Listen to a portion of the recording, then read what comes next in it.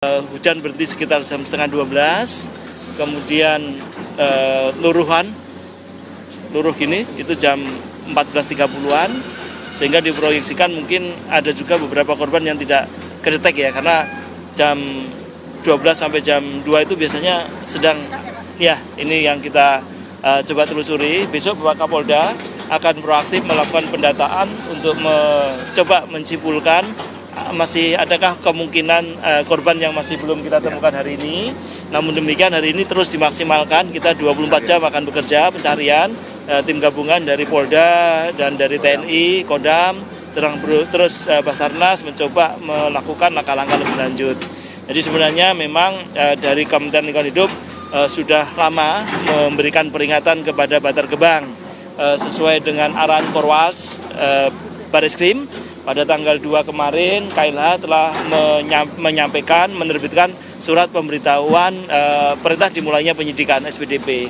Jadi SPDP sudah dilakukan sejak tanggal 2 kemarin, yang meliputi TPA Bantar Gebang, TPA Suwung di Bali, kemudian Kota Denpasar dan Kabupaten Badung. Keempat lokasi ini KLH menganggap mempertimbangkan agak sangat riskan kondisi sampahnya, termasuk yang di Bantar Gebang ini. Sesuai dengan mandat Undang-Undang 18 2008 bahwa kita diminta melakukan penanganan TPA sesuai norma.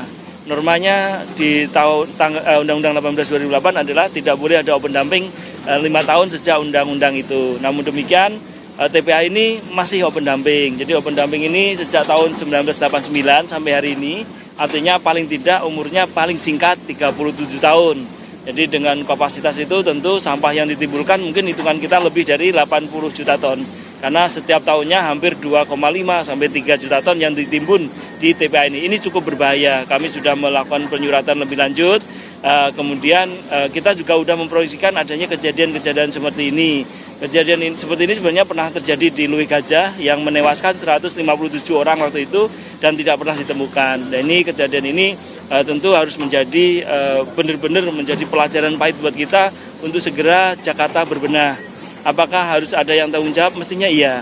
Jadi TPST Bantar Gebang ini kan milik pemerintah DKJ. Tentu pemerintah DKJ harus bertanggung jawab karena di dalam normanya pasal 40 kepada pengelola yang kemudian melanggar norma dan menyebabkan timbulnya korban jiwa, ini kepadanya dikenakan pasal 40 ayat 2, potensi dikenakannya yang menimbulkan korban jiwa yaitu dengan ancaman minimal 5 tahun, maksimal 10 tahun dan denda minimal 5 miliar, maksimal 10 miliar. Ini juga contoh Undang-Undang 32 2009 pasal 98 bahwa barang siapa yang melakukan kerusakan lingkungan dan seterusnya yang kemudian di ayat 3-nya menyebabkan kematian, maka ancamannya sama juga 5 tahun minimal sampai 10 tahun, kemudian dan denda 5 miliar sampai 10 miliar.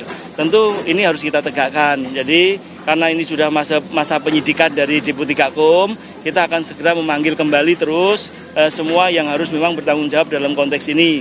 Ini masalah jiwa, masalah raga ini tidak bisa dikuantifikasikan. Ini tentu harus menjadi titik pukul yang sangat mendalam. Kita berharap dalam waktu yang sangat segera DKJ segera membenahkan diri dengan sangat sungguh-sungguh. Lakukan penanganan sampah dengan sangat serius. Kita memiliki fasilitas RDF Rorotan 2.500, kemudian di Bantar Gebang ada 1.000, artinya 3.500. 3.500 itu sampah yang diperlukan 5.000 ton per day. Jadi sampah yang di Jakarta 8.000 mestinya sudah mulai terurai. Ini harus menjadi titik evaluasi mendasar pemerintah DKJ untuk tidak kemudian memandang ini tidak memandang ini harus menjadi sangat penting ya, sangat penting karena potensi semacam ini akan terus terjadi. Belum nanti kerusakan dan pencemaran lingkungannya. Jadi kami melalui Deputi Gakum akan kembali melakukan pemanggilan sesuai dengan SPDP ini, apalagi dengan terjadinya bencana ini. Tentu kami akan koordinasi dengan Pak Korwas kami dari Bareskrim Polri untuk melakukan langkah-langkah lebih lanjut.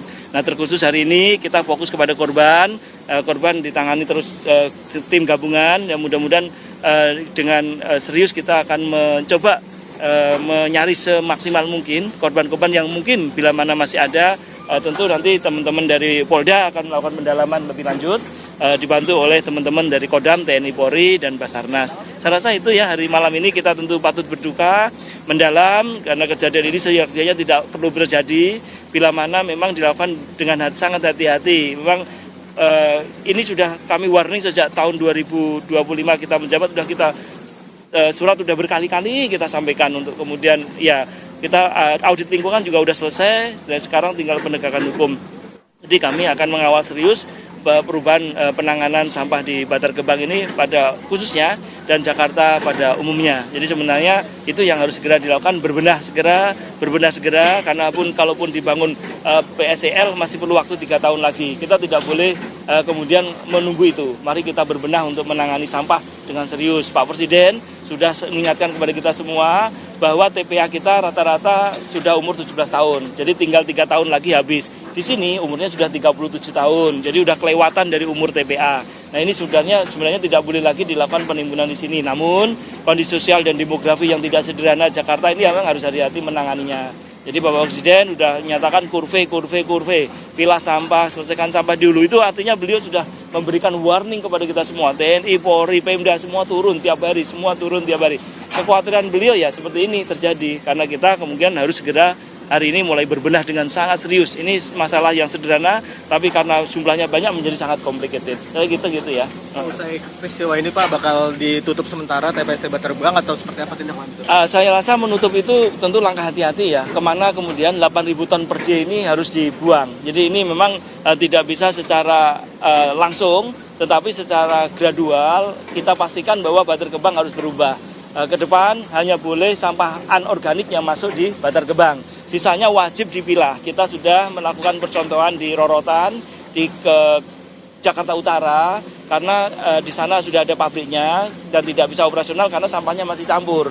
Jadi kita sudah menginisiasi dengan seluruh jajaran kita, paling tidak di Kelurahan Rorotan sampai nanti di pertengahan tahun kita sudah menyelesaikan Kecamatan Cilincing. Cilincing itu harus menjadi percontohan Jakarta Utara untuk merubah semuanya. Karena sebenarnya fasilitas sudah tersedia, selain dari RDF juga kita memiliki pabrik semen yang terdekat dengan kapasitas mungkin mencapai 5.000 ton per day, terus apalagi gitu. Jadi yang paling penting seluruh komponen daerah khusus Jakarta mulai hari ini harus segera turun ke lapangan, lakukan perintah Bapak Presiden kurve tadi, kemudian lakukan pilah sampah mulai dari hulu, nggak ada kata lain. Secanggih teknologi apapun hanya pilah sampah yang bisa kita lakukan. Seluruh jajaran TNI Polri pasti mendukung karena udah perintah Pak Presiden kepada Pak Kapolri, Pak Panglima TNI, kepada para gubernur, bupati, wali kota untuk bersama-sama melakukan kurve dalam gerakan nasional Indonesia Asri ini. Bapak Presiden sudah antisipasi kondisi seperti ini. Nah ini terjadi. Jadi kita wajib menjadikan pelajaran pahit ini. Sekali lagi kami duka sangat mendalam. Mudah-mudahan ya ini di bulan puasa kepada almarhumah bisa mendapat tempat terbaik dan keluarganya diberikan kekuatan dan ketahanan iman. Saya rasa gitu ya, terima kasih ya. Cukup ya? Oke, masih. Cak, ya. Pak Kansar, Cak. Ibu, sama Kapolda. Ibu izin boleh wawancara, Bu? Ada nggak mau, nggak usah. Kapolda. Yaudah sama apa sekarang? Apa mau nanya? Bu, apa? Sambil jalan dulu. Oh, sambil jalan. Jadi sambil Bapak ya. Saudara, barusan yang Anda lihat di layar kaca televisi Anda, ini adalah pernyataan dari Menteri Lingkungan Hidup Republik Indonesia Hanif Faisal terkait dengan peristiwa TPST Bantar Gebang longsor yang terjadi pada Minggu siang. Apabila ada informasi tambahan, entah itu pemulung atau orang di sekitar yang tertimbun, masih bisa bertambah lagi. Maka hari ini kita maksimalkan, kita perlu membuka informasi seluas-luasnya apabila ada pihak keluarga yang memang merasa keluarganya belum kembali sampai malam ini dan berada di sini, tolong diinfokan ke pihak yang berwenang. Supaya nanti kami bantu pencariannya segera mungkin. Bu, ya. Artinya sekarang yang menjadi prioritas adalah pertama mencari korban dan kemudian adalah menormalisasi sungai ya Bu ya?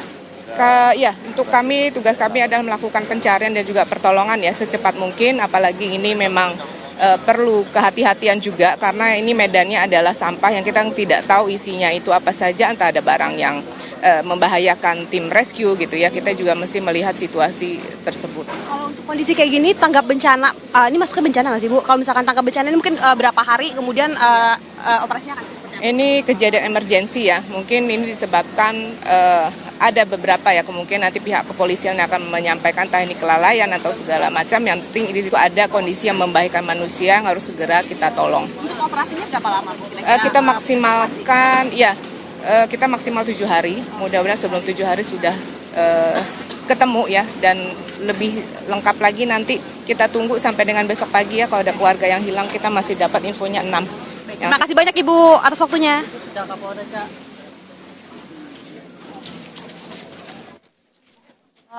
Penyampai.